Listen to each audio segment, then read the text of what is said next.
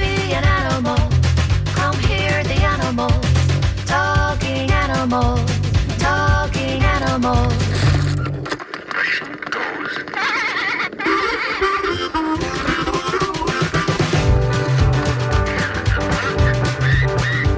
It walks like an animal. Talks like an animal.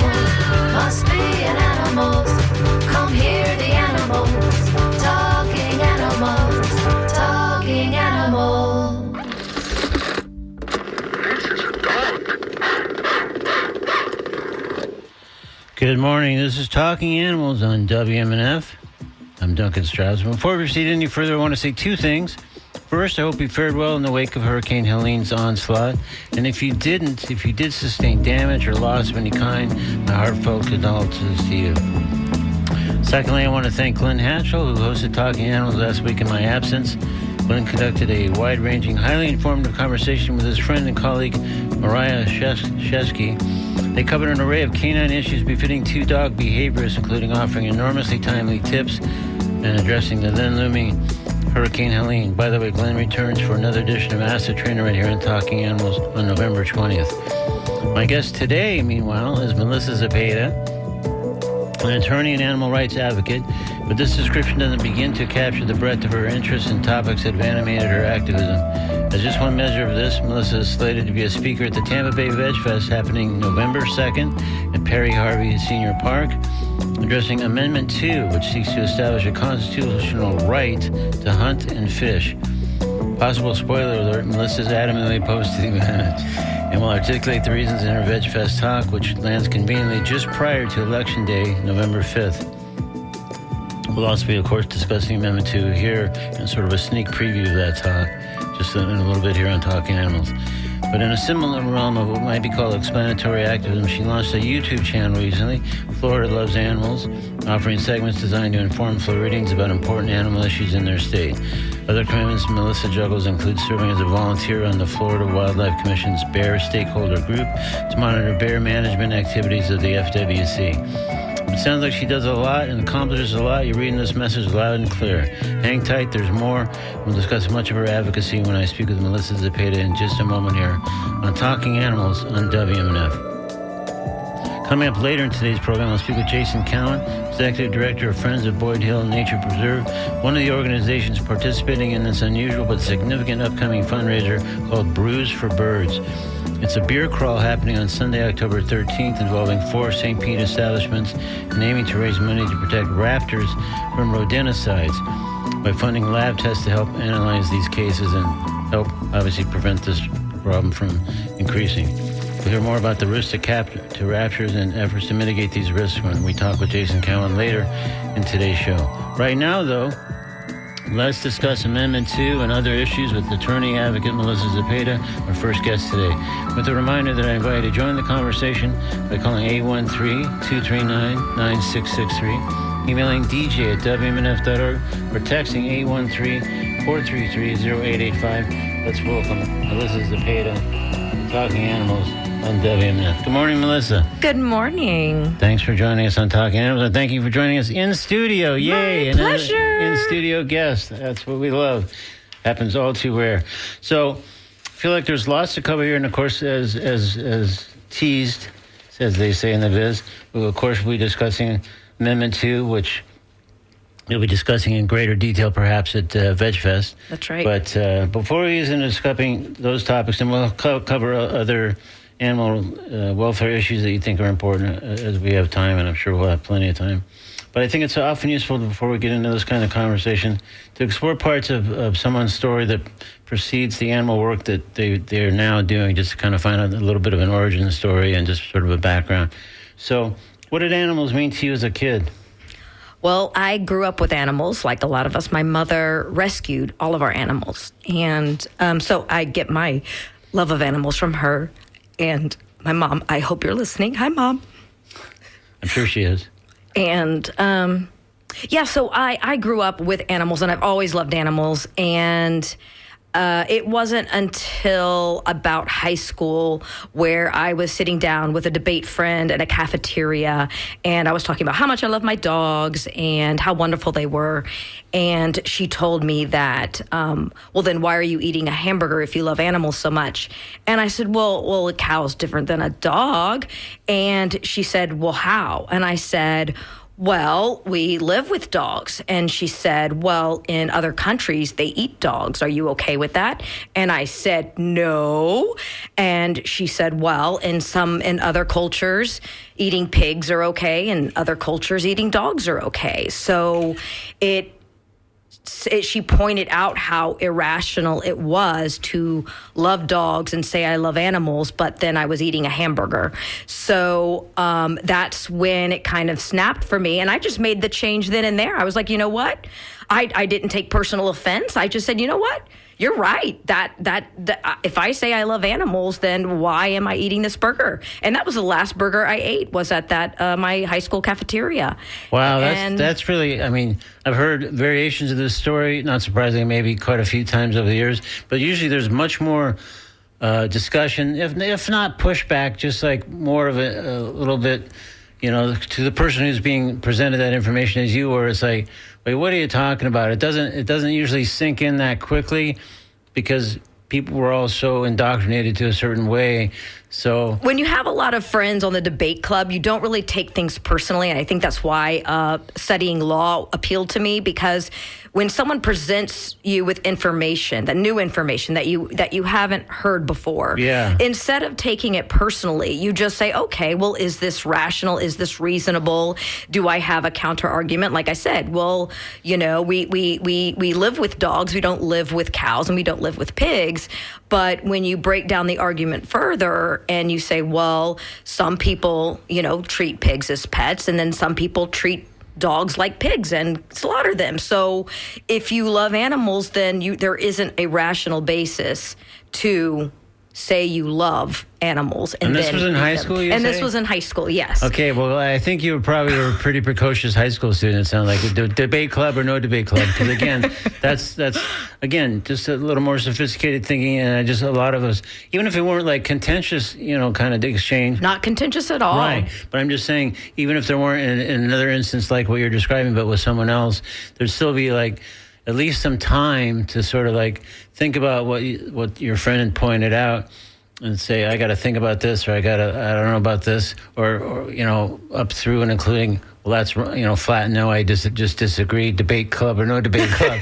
And well, I just could not think of a rational argument, and I won't age myself, but decades later, I still have no rational counter argument to why we would love some and eat others. So. Right. But even then, it's often like a more of a gradual process. Even when someone embraces that fundamental argument, it's often some time that passes as people ponder, as they make some lifestyle changes, as they prepare to make some lifestyle changes, and even those often are gradual. Oh, so, absolutely. I when I came home to my mom and I was like, I'm vegetarian now. The word vegan way back then was not really a word. Yeah. And so, and there was absolutely a transition. I was not one of those that can just flip a light switch. I stopped eating beef immediately, stopped eating pork immediately, stopped eating chicken immediately. Those were the easy ones to let go for me. And everyone has a different comfort level with how to transition. Yeah. And I stayed on fish for years, and then it just transitioned. Everyone takes their time transitioning, but I think as long as you acknowledge that that you need to be on a certain path and you get there, that's what's important. So at some point along the way, because it sounds like just that initial conversation with that high school friend kind of set this in motion. Mm-hmm. But somewhere along the line, I'm guessing, in addition to that, there might have been something where you witnessed or at least heard about some kind of injustice or maybe even cruelty that was an animal experience. Oh, yeah, my mom. So, none of us most of us are not born vegetarian or born animal advocates. Well, my mom took us to a circus when my sister and I were very, very young. Hi, Bonnie, if you're listening. And my mom learned about the cruelty with circuses many decades ago.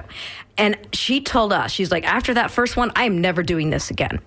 And then you guys were at the first circus you had been to, and somebody like had a pamphlet or explained what happened. She never said that there was someone with a pamphlet, but she said the way. Was it at the circus itself? I mean, or was it at the circus? Was there a protest, or was there information? She did not tell me that there was a protest. She just said when she saw those animals, she sensed. Because my mom was a big animal lover, she sensed just the misery of the animals, and she said, "I will not go to another circus." And bless her, she has never done it.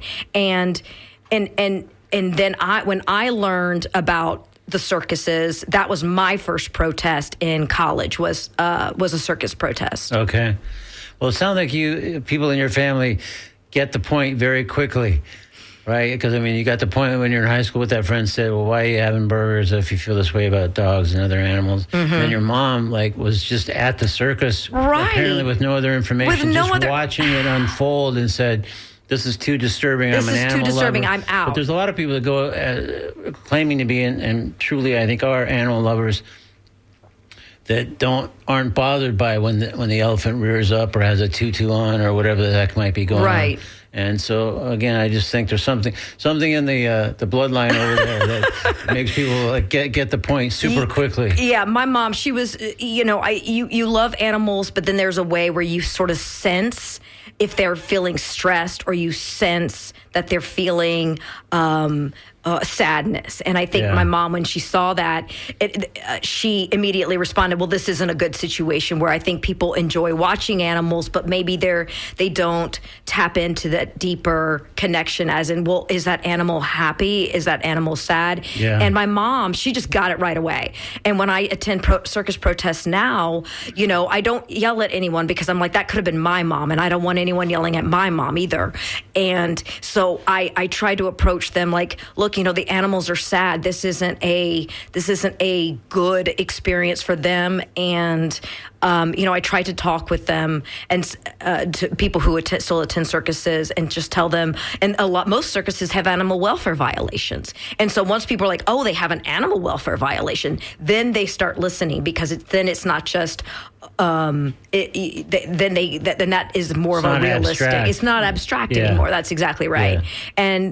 But some people will still like, nope, I've gone to the circus all these years, I'm going to keep going to the circus. So it's like it's like trying to stop momentum. Like, but this is what I've always done. Yeah. And one of the things about that, and other issues too, but I think it may be particularly true.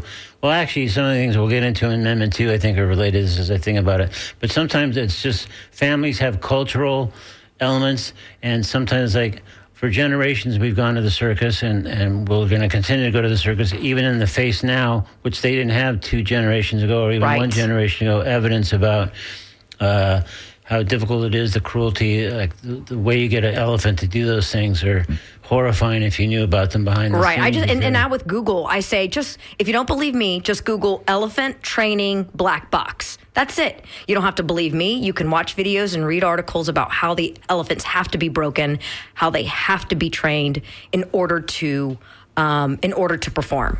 Yeah. And then I just let them, look for it themselves. So, sounds like the circus protest you went to in college was kind of pivotal in your own... Yes, because I enjoyed the activism. I enjoyed... I growing up, I was very shy. I was picked on a lot, and so I felt like... Why would you be picked on? I was picked on like, oh, you're ugly. Oh, it was very, very brutal growing up. Wow. And where was this? Atlanta. Okay. Atlanta, Georgia. And so I felt like, people are picking on me, and I haven't done anything wrong. Like, I'm a shy kid. I don't say anything. Why are people picking on me? And then I look at animals, and I see the same thing. People picking on them, hurting them. And so I'm like, well, I can speak up for them, because they can't speak up for themselves. So that's when I started. That's when an activist was born? Yeah. Absolutely. Yeah. Okay, cool.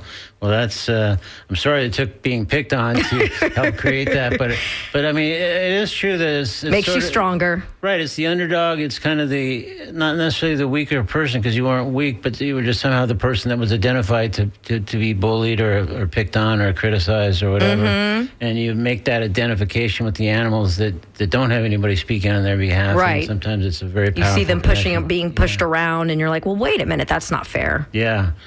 So this is Talking Animals on WNF. I'm Duncan Strauss. If you just tuned in, my guest is Melissa Zepeda, an attorney and accomplished animal rights advocate with a notable breadth of interests and topics that have animated her activism, including Amendment 2, which seeks to establish a constitutional right to hunt and fish.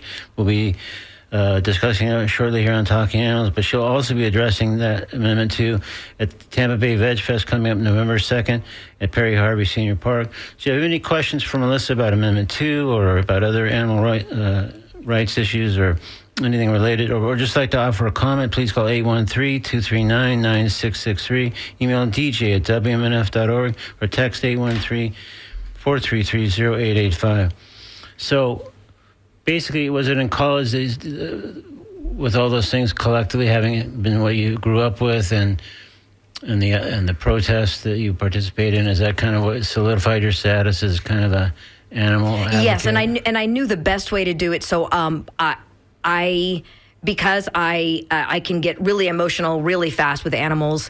I could not be a veterinarian. There were things that I knew I had my own emotional limitations. Did you originally plan to be a veterinarian? I thought that was the best way to help animals, but I actually what drew me was law. Like the best way to help animals, like you can become vegetarian, you can become vegan, you can be a rescuer, but at the end of the day, what makes the biggest difference for animals is changing the law. Yeah. We can rescue a dog, we can rescue cats, and I'm a foster mom. But until we change the law, nothing will change for the animals. Well, I had a note here to ask you a question about if your chief motivation for going to law school was to become a more effective animal advocate, and it sounds like that was exactly That's absolutely right. Yeah. Like you say, I was the Legally Blonde before the Legally Blonde became a movie.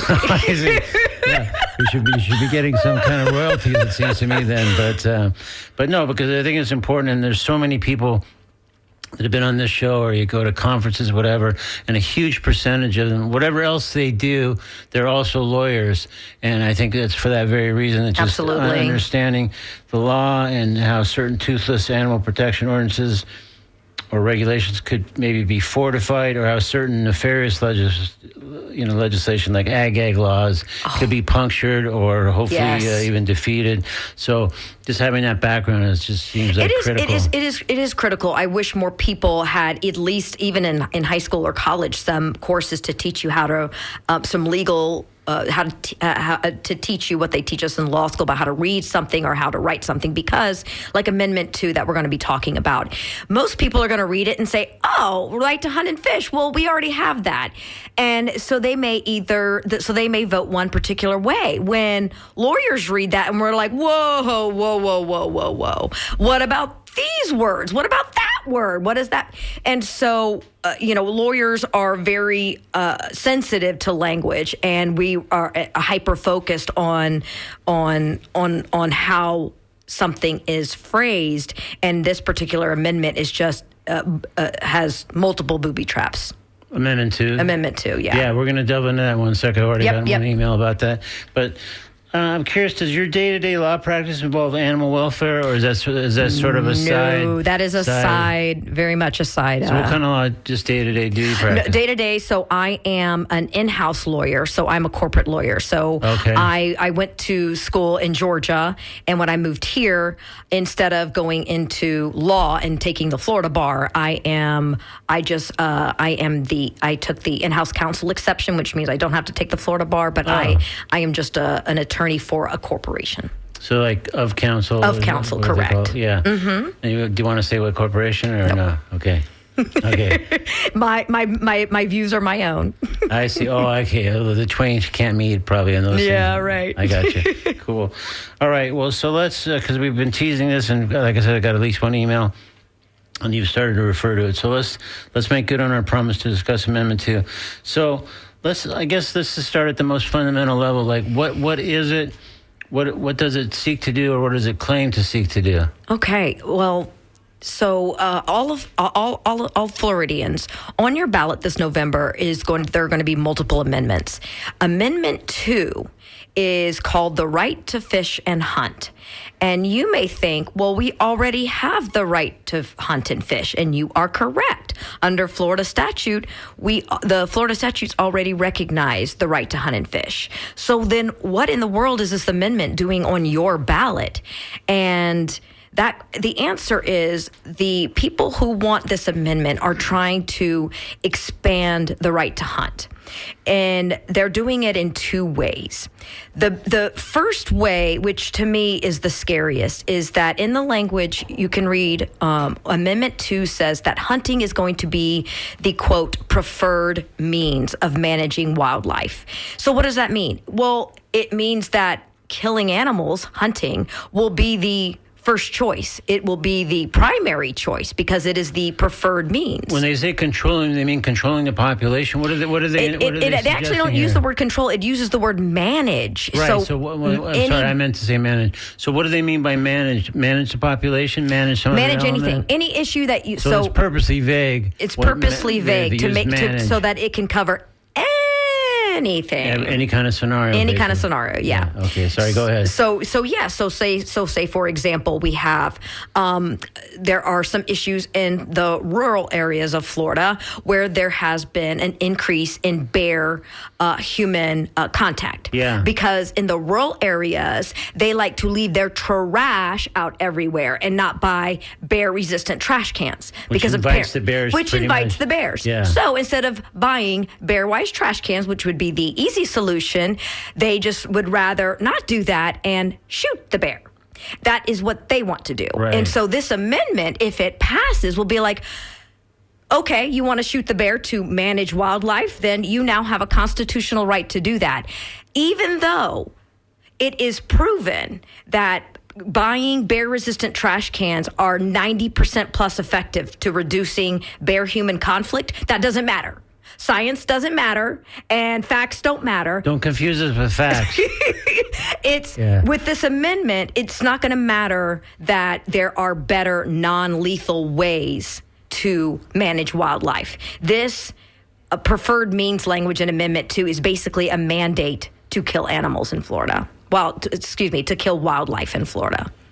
Because it's just giving people much wider latitude to do, like the example you just gave about like someone who doesn't want to get the right trash can. The bear comes there. It's like, I'm going to shoot the bear because the bear was coming in my house. The bear's in my trash, yeah. Because I felt threatened. Right. Isn't that going to be what their claim would be? They don't even have to have a claim because they'll say, well, I have a constitutional right to hunt. Yeah, I was managing. I don't have to defend myself. It could just be, I just felt like shooting this baby bear because it's my constitutional right to do it. So I'm hoping, but I'm fearing that's not the case, that's kind of like an outlier example, but it's probably not, because I think a lot of people would say, as you said in the first part of your explanation about Amendment 2, that people can hunt and fish here, and certainly in Florida, no one's shy about fishing, and even not that shy about hunting. So they're able to do it, so it's not like they're unable to do it, and this is going to change their status. So why is the big push, other than kind of the example you just gave? But I mean, like I say, I'm hoping that's kind of a weird anomaly.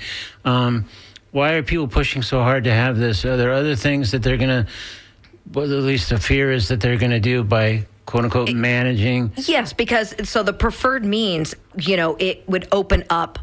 It could open up hunting season, right? So like we had a bear hunt in Florida a few years ago, and the FWC was like, okay, we can have a bear hunt now. Well, if this amendment passes, the bear hunt and the trophy hunters are going to say, well, we now have a constitutional right to hunt.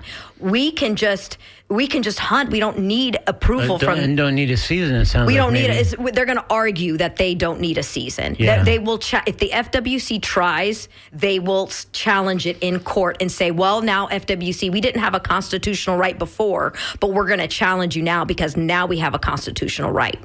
Wow.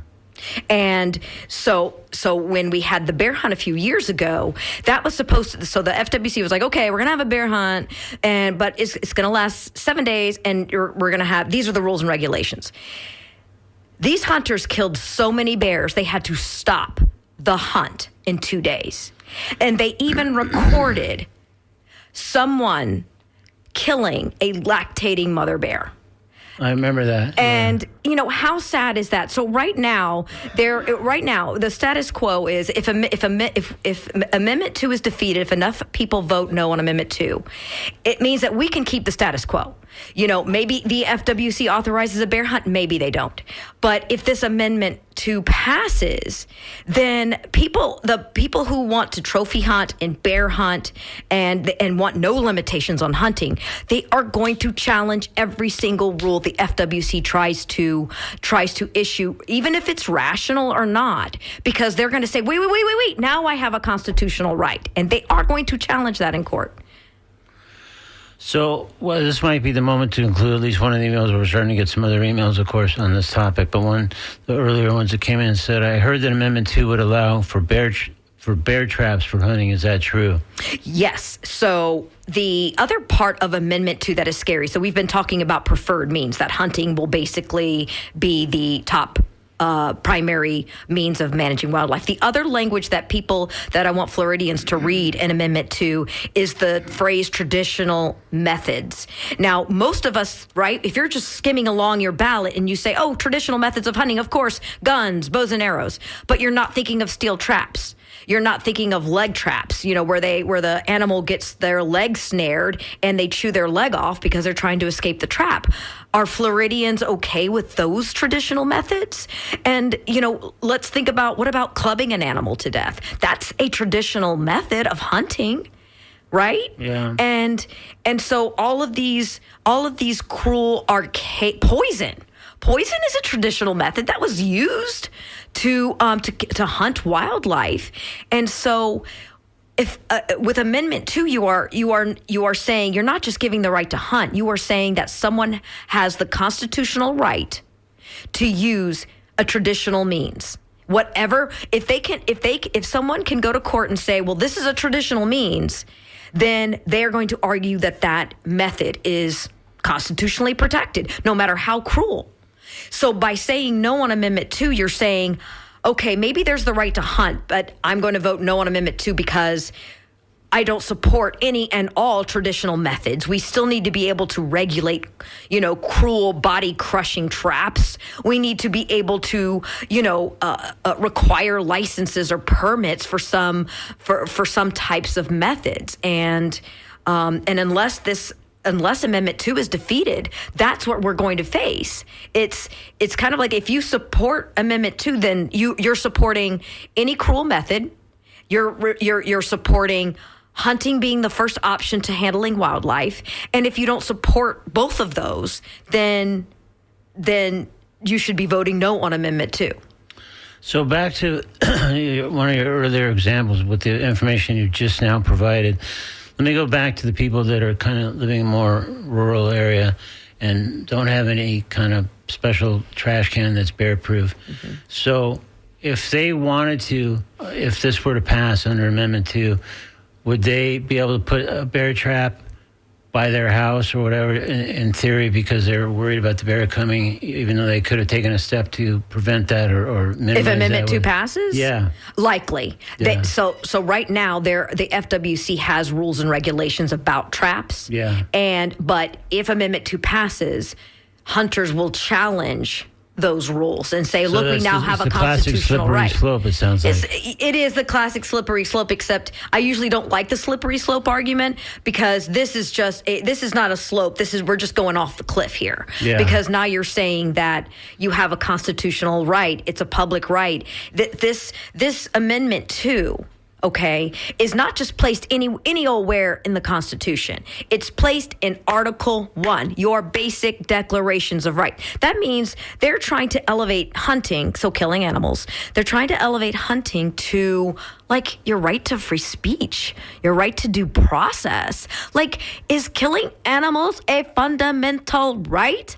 And if you don't think so, then does hunting animals should be elevated that high? When I was on the campaign for Amendment 13 to end dog racing in Florida. Do you know where the Amendment 13 to end dog racing in Florida is? It's all the way down in Article 10 under miscellaneous. We did our best to bury it, but hey, yeah. I mean, I didn't care where it was put. I mean, as long as we ended dog racing, I didn't care where in the Constitution Yeah. it was placed. But the point is, this Amendment 2 is trying to elevate hunting so far up to be a basic constitutional right. It's just above and beyond. Above and beyond reasonable. Yeah, well, and also, again, it seems like such a weird leap from something that's already, people can hunt, as we've already established, and they can fish currently. So this is just seeming like no one's right is being denied currently. Right. It's just that the expansion of the rights presents some pretty dark pictures. Very dark consequences for wildlife. And, you know, if anyone has any questions, they can look up Florida Statute 379.104. 379.104. That is already in our books. That's the recognition of the right to hunt and fish there. And voting no on Amendment 2 is not going to change that. What's in that statute is in that statute. Amendment 2 is trying to elevate the right to hunt. It's trying to elevate, saying, okay, we have this statutory right, but we want to make it ironclad, and we want to make hunting a fundamental right. We want to constitutionally protect traditional methods of hunting, no matter how cruel, and we want hunting to be the first thing we try when managing wildlife, even if we have other non-lethal alternatives. And it seems to me, I'm sure you've talked to a lot of people, including people who are pro Amendment 2, right, just in the course of your work. Because it seems to me that they seem to argue that the measure more tangibly or explicitly protects the right to hunt and fish, as you kind of articulated, that has its own set of repercussions, and avoids those activities from bans, which I guess there have been bans in other states. And that's partly is that what they're using as arguments? Well, I mean, I'm just trying to really get the argument for yes on 2, more clear in my head, just because, not surprisingly, it just seems kind of counterintuitive to the nth degree for me. Yeah, to the nth degree. So what they want is, okay, so when you challenge a constitutional right in court, the court has to apply what lawyers call strict scrutiny. So it is the highest level of judgment a court is going to give a law if a constitutional right is involved. So that's why the right to hunt is on here, is because they want any regulation that the FWC tries to initiate, that it gets challenged, and the court will have to apply the strictest scrutiny reviewing that law. Now, right now, if FWC issues a regulation and it gets challenged, because the right to hunt is in the statutes, if an FWC rule gets challenged, it's just a rational basis. The court's going to say, well, did the FWC have a rational basis for enacting this regulation? Well, the people who want Amendment 2 are saying, well, that's too low of a standard. We want the standard that the court has to review a regulation to be so high that it basically will fail, that a regulation will fail. And my understanding of the yes on 2 is that, which doesn't make any sense to me, that they think that the right to hunt is actually threatened. Like someone has. I don't think there is even a case where someone is challenged. You don't have the right to hunt, or you don't have. I don't think there is a case law right. that in That's existence. what I was trying to get at before. Is like that someone, or in the legislature, who's denying people the right to fish or hunt currently? Right. And in our Florida legislature, which is, let's focus on Florida here, who has offered a bill that says we want to reverse hunting completely and ban hunting? Who has done that? Right. I want to know a name. I want to know a bill number. In other words, who are you reacting to? Who are you reacting to in Florida? And someone will be like, well, in California or in Oregon. Are we in California or Oregon? We're in Florida. Yeah. And Florida has, Floridians are very proud of their freedoms, shall we say. Sure. And so I don't see Florida being persuaded or influenced by any other state. Okay. And there is no threat to hunting or fishing in any other... Presently, no. Yeah. No. So people might use that as part of their argument in favor of Amendment 2. Well, they're saying, well, maybe in 50 years someone might challenge it. Like, someone could propose a ban, and we don't want that, so we'll take a step now. We'll take a step now because in 50 years, who knows? That we don't... if the planet exists. Yeah. Let me let folks know again, this is Talking Animals on WMNF. I'm Duncan Strauss. My guest is Melissa Zepeda, an attorney and animal rights advocate. She'll be speaking at the Tampa Bay Veg Fest November 2nd at Perry Harvey Senior Park. And she's speaking with us now primarily about Amendment 2. We're going to try, although I'm not sure we're going to have time to get into some other stuff. But if you're invited to join the conversation by calling 813-239-9663, emailing dj@wmnf.org, or texting 813-433-0885. So not surprisingly, some more emails have come in. A couple are just too long to read, but at least one or two of those have dealt with suggesting that habitat change, like, all the development and building and whatever has kind of fostered some of this development. What's your response to that? Oh, absolutely. The land that once belonged to wildlife will continue to disappear in Florida. And that's going to lead to more wildlife and human encounters. And if Amendment 2 passes, killing animals is going to be the preferred means of dealing with that. And that's really cruel.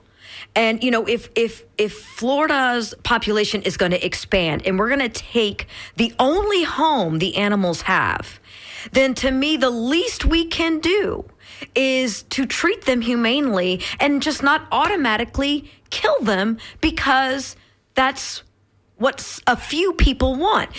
Keep in mind, there are, of the Floridian population, there's only 1% of hunters. And so Amendment 2, we're catering to 1% of the Florida population? Wow. That makes no sense to me. Why would we pass Amendment 2 to cater to 200-something thousand hunters? So I think that's 1%. It could be even less than percent of the Florida population. When most of us love wildlife, we like going to our state parks. We like seeing wildlife. And, if Amendment 2 passes, the threat, the worry is that the Amendment 2 passes, and then they're going to be like, well, we want hunting in state parks now. So what now? That will be challenged because they're going to say, well, I now have a constitutional right to hunt, so I should be able to hunt in any state park. And that will if that happens, that will have to get to court to decide. And are we going to trust the courts how that's going to be handled? Well, I know you don't like the phrase or the idea of slippery slope, but this is kind of exactly an example of what I meant by slippery slope, because the example you're talking about now, like, I hadn't even pondered, and that's further horrifying, as if we aren't already in sort of a deeply disturbing area to begin with. Right. So. Right, because, the FWC can say, okay, we're going to open up deer hunting to this area, and then they issue their permits or their licenses, and so be it. And so voting no on Amendment 2 just means we're just going to keep the status quo. Everything just stays the same, so we keep the balance of power.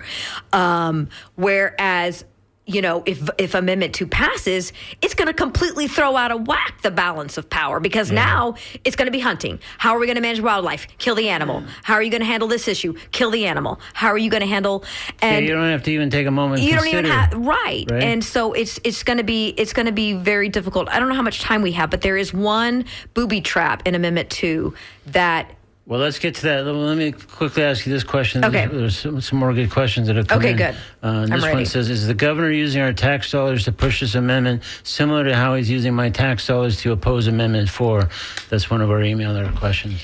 Amendment 2 is so under the radar. I don't know. I know I think there is someone in the news recently gave $100,000 to the Yes on Amendment 2 campaign, and I think he is the agriculture commissioner, but I'm not quite certain on that. But it was in the news recently, but I did not see anything about DeSantis specifically donating money.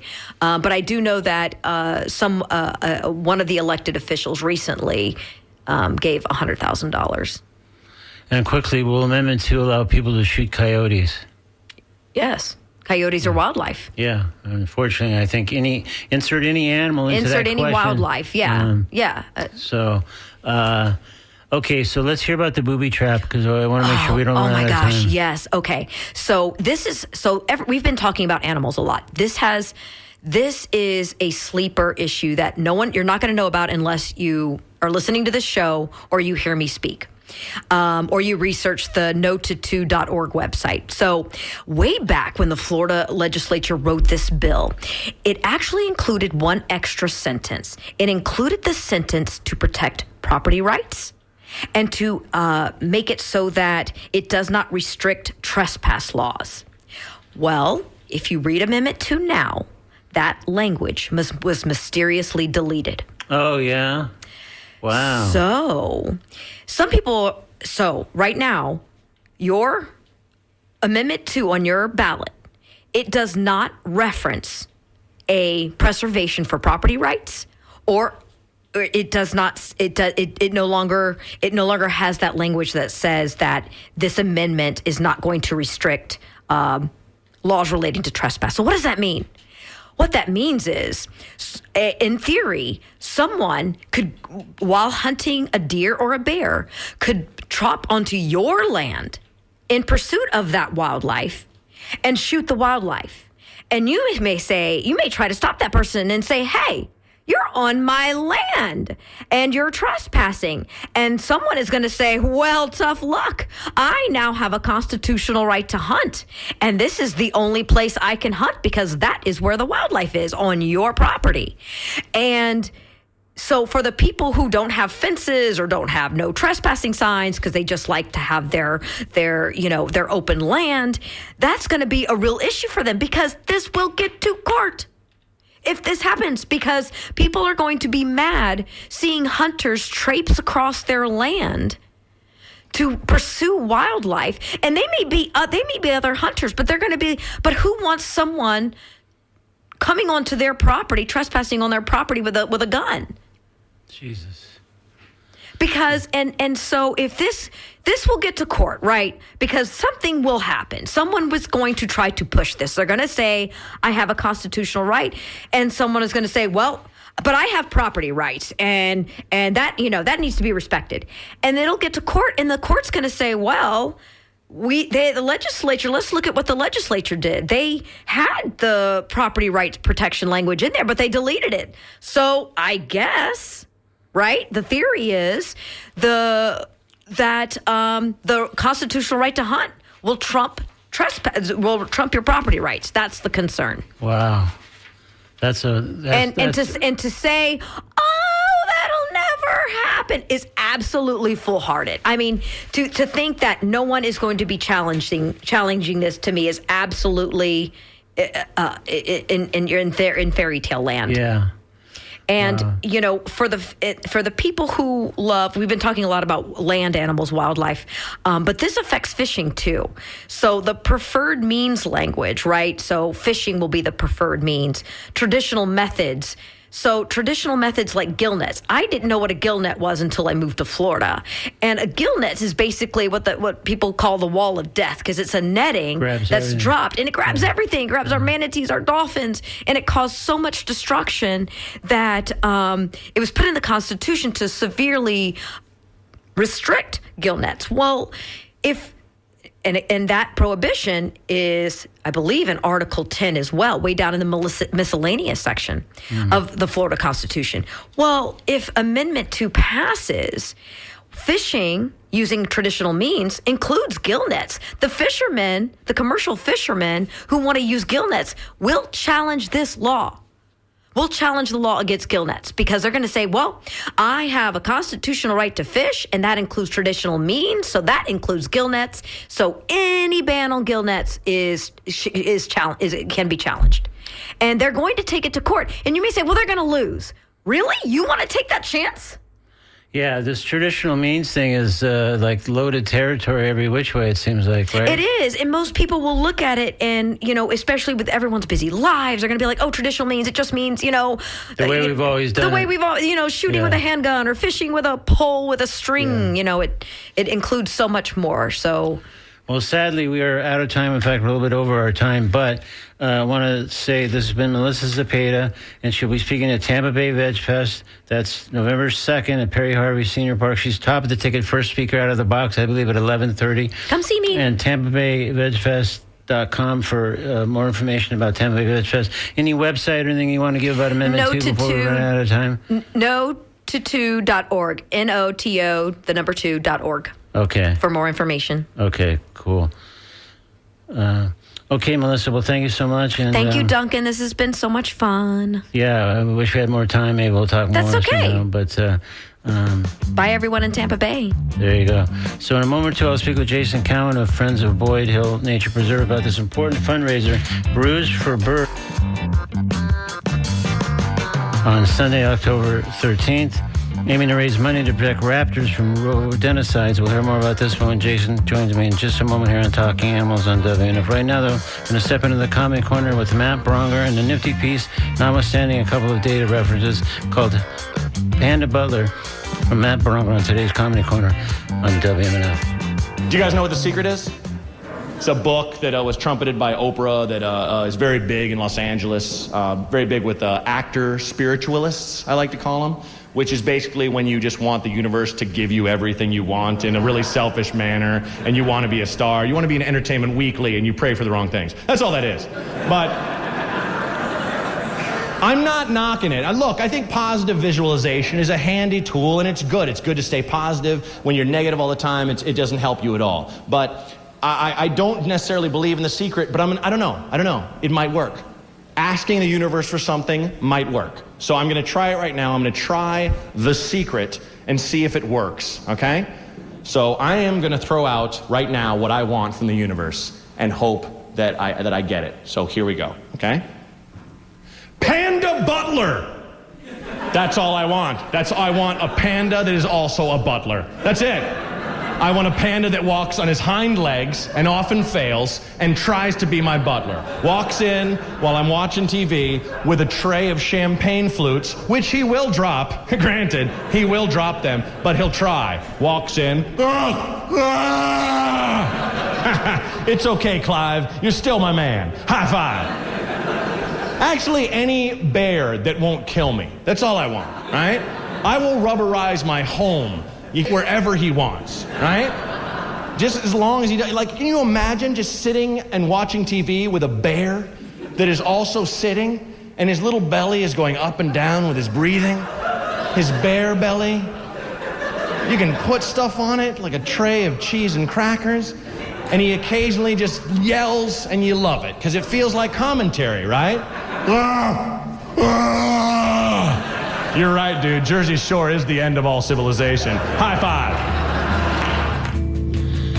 That was Matt Bronger in today's Comedy Corner with a piece called Panda Butler, taken from his 2012 album, Shovel Fighter. Now it's time to speak with Jason Cowan of Friends of Boyd Hill Nature Preserve to get filled in on this Bruise for Birds fundraiser on the horizon for Sunday, October 13th. Here's Jason Cowan on Talking Animals on WNF. Good morning, Jason. Good morning, Duncan. Thanks for joining us again on Talking Animals. I know my friend Bev Capshaw spoke with you at length about Boyd Hill Nature Preserve before, but maybe you could just provide at least a brief overview of the preserve, just for people who maybe didn't hear that conversation, where it is or aren't familiar with the place, what it does, that kind of thing. So Boyd Hill is a preserve that's owned by the city of St. Petersburg in South St. Pete on the backside of Lake Magori. So it's habitats from, lake and waterfront and swamp and marsh up to sand, scrub, and uplands habitats too. It's kind of unique because of the amount of educational components we have at the preserve. There's a lot of dedicated city staff that all they do is program and educate. And me with the Friends of Boyd Hill do a lot of support fundraising for various things like our Arm Butter Prey educational program, as well as free camp programs for kids that can't afford it, things like that. Okay, cool. So let's get into Bruise for Birds event in a moment, but as a context for this upcoming fundraiser, can you talk a little bit about the risk to raptors from rodenticides, which is kind of fundamental, obviously, to the fundraiser itself? So, modern wildlife in urban areas faces a lot of risks. One that we're seeing an increasing pretty big issue with is rodenticide. Basically, there's this fancy word called bioaccumulation, And what it really means in this context is when you're poisoning things that you don't want, you tend to poison things that eat them. So in our specific case, raptors, especially things like great horned owls and hawks, things that would eat things like rodents, mice and rats that we poison. So it's become a pretty big issue because the poisons are getting more and more toxic, more and more harmful, and farther away from what you can actually treat. So with that being kind of the looming and it sounds like expanding threat, it sounds like part of what this will get ahead of ourselves on purpose for a sec here for the purpose of the fundraiser. It sounds like that's to be able to perform kind of more lab tests on these on these rodents, I guess. Or? Yeah. So really, the whole goal is to try to convince people to use safe alternatives, and part of that is educating, and part of that's awareness. And a big part of it, really, from our point of view, is trying to get local governments to change their practices first, as a leader. And so, really, what we find is most rehabilitators don't have the funds to test animals. They know why they likely died, but they can actually prove it. And so, if you're trying to implement change, local governments, you want to actually have proof.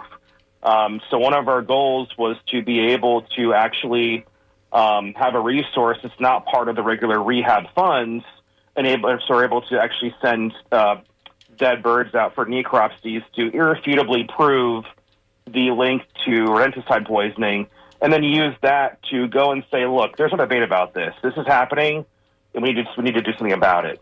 And so really the goal of it was to be able to make that link, but not take any resources or money away from the rehabbers' funds for helping the other birds that are still alive. Okay. So this sounds like it's a super complicated thing to really address properly, and therefore, expensive in terms of those lab tests, et cetera. Yes. Okay, so let's talk a little bit about the Brews for Birds itself, Jason. So it's Sunday, October 13th. It's from 2 to 6 p.m., so walk me through this event so people kind of go to, I guess, Grand Central Brew House first. These are all St. Pete places on that Sunday afternoon, and it's basically like a beer crawl. Yep, exactly. That's exactly what it is. So it starts at Grand Central for about an hour, and then it goes to Three Daughters, then Cage, and then Pinellas Ale Works. And we'll have different of our partner groups kind of stationed at each one to highlight some things. I will put out there that Seaside Seabird Sanctuary suffered some pretty devastating losses to the facility. I talked to them yesterday a little bit via email, and they do plan on still attending. And we do plan on making a lot of the day of donations go to them and their rebuild purpose, because they're a huge part of rehabbing these raptors too in our community. Yeah, no. From what I gather, they really got battered over there, and they're really having trouble digging out, and just I think even they need a lot of support, and they are, I would use the word vital to our local bird populations and rehab efforts. Yeah, so they'll be probably additionally served by this event on the 13th. That's our goal, is to, they were going to come anyways, but we really want to help push some love over towards them with this event too. Yeah. So we usually don't talk about the price or something, but this is on the air here unless it's a WNF event. But I will just say there's kind of a standard donation fund, as a way to sort of help the birds and help amass a fund, and then you can additionally, I guess, donate or make a separate donation to help Seaside Seabird Sanctuary. So how would people, because I know there's sort of, I think you guys kind of capped the whole event at 50 people. So in case people are more than that want to get in on it, how would people make sure they don't miss out? What's the best way to kind of register or sign up? So it's all through Eventbrite. My guess is that it probably will sell out by the time we're done talking, or in a little bit. But that doesn't mean you cannot go. These are all public breweries. You are still more than welcome to go to any of them while we're there. You are still welcome to buy any raffle tickets or make donations or be a part of it. You just won't necessarily get the free or the stuff that was promised with the registration. So, but even if it does sell out, please do show up, support, and just look at the schedule online and go to those breweries and say hi to us too. Yeah, no, that sounds really great. It sounds like a great cause, and sort of like now with an additional purpose. Unfortunately, given the Seaside Seabird Sanctuary's rough go in the wake of Hurricane Helene. So, okay, Jason, well, this all sounds good. I appreciate you joining us today on Talking Animals. Good luck with the event, and thanks for all your good work. Thank you for having me, guys. Okay. All right, we have just about reached the end of today's edition of Talking Animals on WNF Tampa. Coming up, it's The Conversation. Great show hosted by Mario Nunez and Joe King Carter. And we shift back to music at 1 o'clock with Jim Bannon, followed at 3 o'clock by Nancy C., and then into our Latin music block after that. So it's all great stuff coming up momentarily here. Keep it here on WNF 88.5. It's WNF Tampa, St. Pete, Largo, Weeki, Wachi, and beyond. Thanks for listening.